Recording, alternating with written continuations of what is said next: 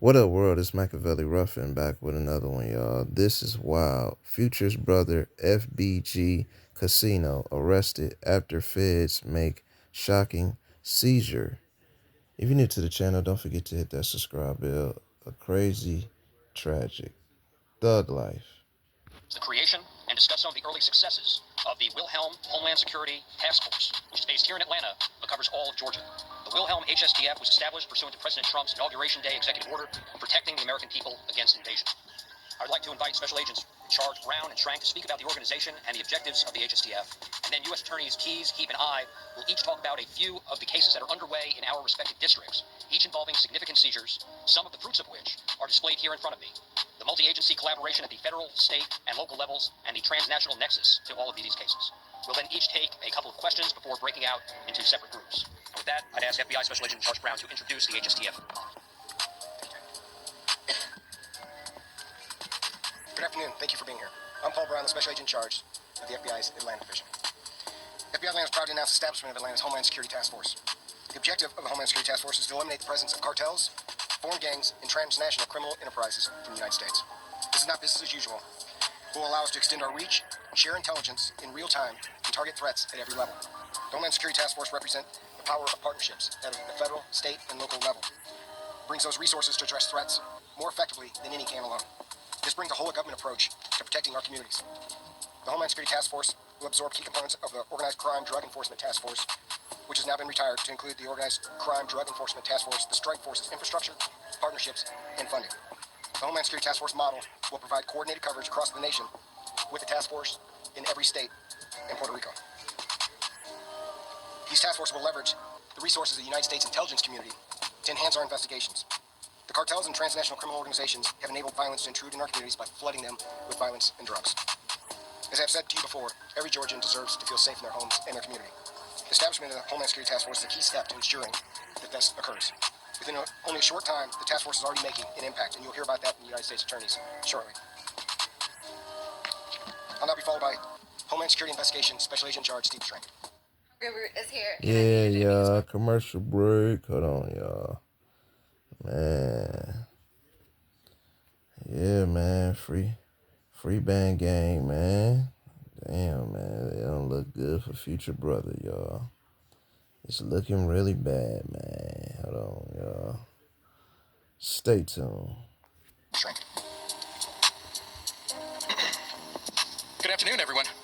Thank you for being here today as we announce the launch of the Homeland Security Task Force Network here in Atlanta, a city that is known for being central to our mission in protecting communities and the dangers posed by criminal cartels, foreign gangs, and transnational criminal organizations. Before I begin, I'd like to take a moment to thank the leaders from our partner agencies who are here with us today. FBI Special Agent in Charge Paul Brown, DEA, Atlanta, ASAG Mike Connolly, Clayton County Police Chief Kevin Roberts, U.S. Attorneys Keys, Heap, and Hertzberg, and others. Your collaboration and commitments to the Homeland Security Task Force are the backbone of this initiative, and we are grateful for your dedication to protecting the people of Atlanta and beyond. My name is Stephen Schrank, and I am the Special Agent in charge of Homeland Security Investigations here for the state of Georgia. It is an honor to stand before you today representing the dedicated men and women of Homeland Security Investigations and our partners. The HSTF that we are here to talk about today is built on collaboration, partnership, and bringing together federal, state, and local resources to dismantle public safety threats and eliminate the presence of criminal organizations that threaten our state and neighborhoods. This is about protecting lives and ensuring that families in Atlanta and across the region live without fear from criminal enterprises. Atlanta has been designated as a core city within the HSTF network. A core city serves as the central hub for operations, for intelligence sharing, and coordination with enhanced resources and personnel to lead the fight against transnational organizations. Atlanta's strategic location and diverse community make it a critical focal point of these threats and our responsibility for protection. HSTF really represents a new era in Homeland Security. By integrating personnel, resources, and intelligence, we are creating a unified system to disrupt and dismantle organizations involved in human trafficking, drug smuggling, weapons trafficking, and financial crimes. This approach ensures that law enforcement agencies work together seamlessly. The success of HSTF depends on the strength of its partnerships.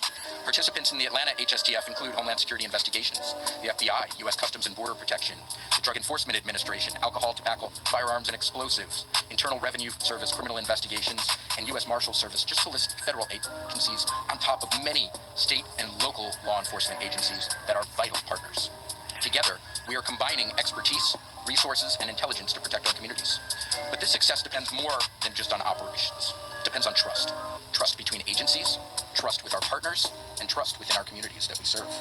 The HSTF is committed to accountability and transparency, working hand in hand with local law enforcement, community leaders, and residents, the people that we're to protect.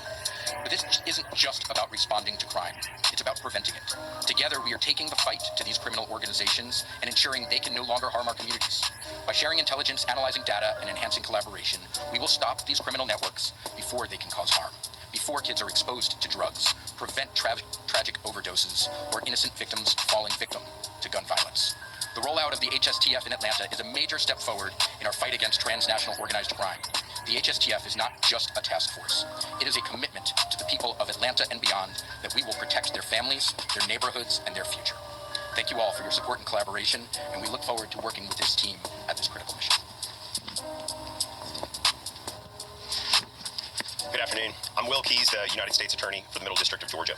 When I speak with the public, they're often surprised to learn that the communities in the Middle District of Georgia, like Thomasville, Albany, Columbus, Valdosta, Macon, and Athens, the drugs that show up on the streets there are coming from the cartel. It's coming from these organizations. And that's the pattern. That's the flow of drugs that we're talking about. It's coming from the cartel and these organizations. It's coming from a source, coming into the country, and then distributed on a local level in these communities, like Athens, like Macon, in the Middle District of Georgia, hitting the street, and then being distributed by gangs and local distributors. And that flow of drugs, that's not an opinion, that's a fact. You can trace the pattern, and that's how drugs flow through our community. And so these drugs like fentanyl, heroin, cocaine, they poison our community, but they have second-order effects and spillover effects like addiction, like overdose, like violent crime in our community. And the individuals who profit the most from that distribution are often not in our country, and they're profiting, making the most money out of it. That's the problem. And so we're here together to talk about the solution, which is what you just heard from FBI and HSI about, which is Homeland Security Task Forces. And what we're talking about that is that it's a joint effort, federal, state, local, multi-agency.